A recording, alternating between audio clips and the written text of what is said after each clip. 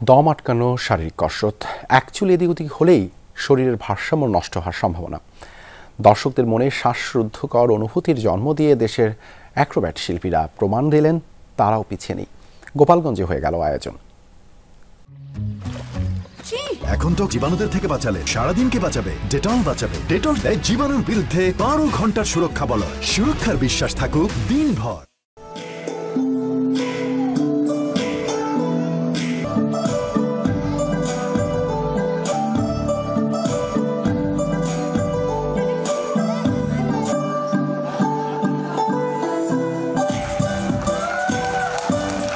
তারুণ্যের উৎসবের একটি অনুষঙ্গ হিসেবে এখানে প্রদর্শিত হয়েছে।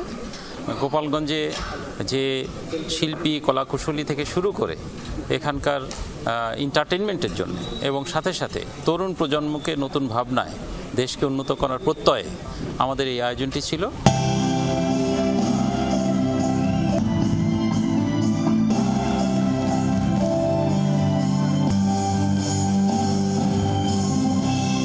ছোট বাচ্চা, অভিভাবক এবং সকল ধরনের যারা এখানে উপস্থিত ছিলেন তাদের মধ্যে নতুন উদ্যমে দেশকে নতুনভাবে, নতুন স্বপ্নে এবং নতুনভাবে গড়ার একটি অবস্থান তৈরি করে দিয়েছে।